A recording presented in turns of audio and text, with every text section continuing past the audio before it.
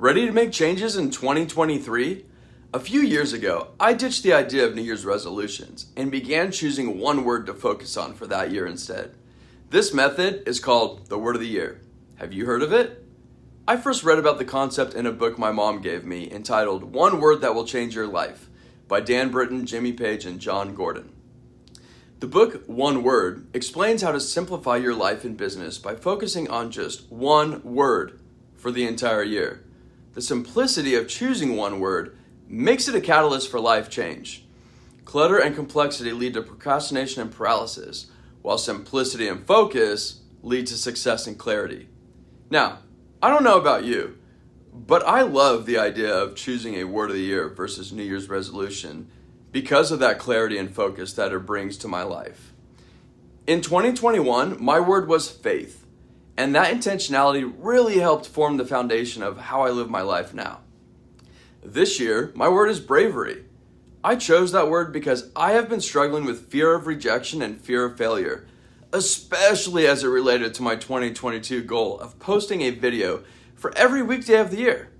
I still struggle with fear, though I will say that my confidence with being vulnerable and sharing my struggles and truth with the world has increased a great amount. My word for this next year, 2023, is embolden. For the last 2 years, I have intentionally been living a bold life, and I want to empower the people that come into my life to be bold as well. With the last 2 years, the one word I have focused on inward gain, and this year, my one word is about serving the people around me. I didn't necessarily pick my word out of the blue. These next steps is how I went about it, and if this is resonating with you, it's how I recommend you go about it. Step 1, reflect.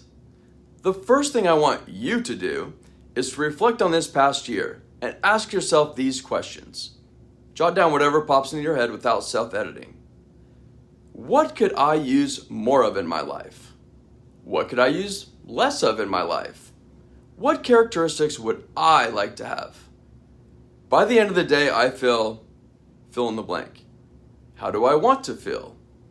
Once you review your responses, you'll have a better sense of the direction you'd like to go, or what you feel may be lacking in your life. Step 2, visualize. Visualize what the perfect day would feel like.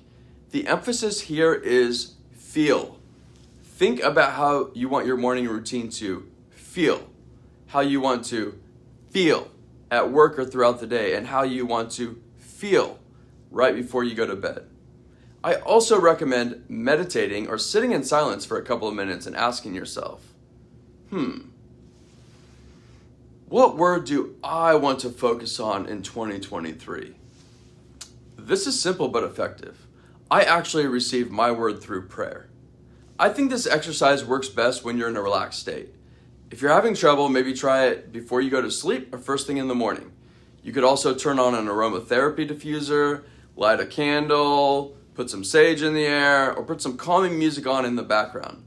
You'd be amazed how being still can help your intuition shine through and bring your word to the forefront.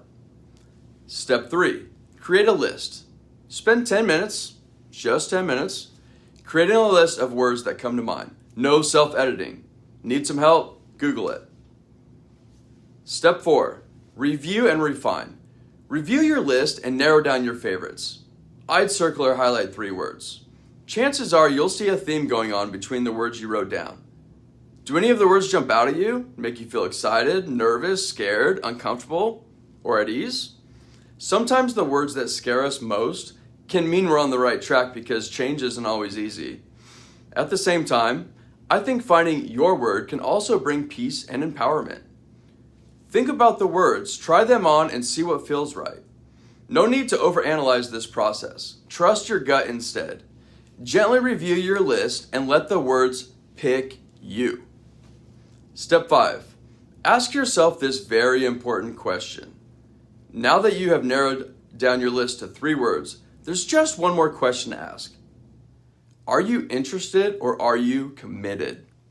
I heard this question in a video I watched where John Assaraf talked about one of his mentors who at the time was asking him questions to determine whether or not he would take a chance and hire him. So tell me, are you interested in your word or are you committed to your word. If you're merely interested, then chances are you'll make excuses as to why you're not putting forth the effort to actually make these changes. But if you're committed to your word, you'll do whatever it takes to implement that word and bring more of it into your life. If necessary, allow yourself a day or two, even a week, to really think about this. I mean, we've got, 2.5 weeks before the new year starts? So what's your 2023 word of the year? Which word can you say you're 100% committed to? Choose that one. Choose the word you want to improve upon or learn more about. The word will guide you throughout the year, and even if you forget about it from time to time, subconsciously you'll discover resources or tools to bring it into your life more than the year before. I also use the word as a mantra or affirmation during part of my daily meditation. Don't forget to jot down your word of the year in your calendar, planner, journal, etc. I personally like to write my word on a 3x5 and tape it to my steering wheel so I see it 15 times throughout the day. If you have any questions about your word of the year, what to do, how to go about it, if you need some assistance, please reach out. I'd be happy to help you, guide you through that process. Cheers to your word.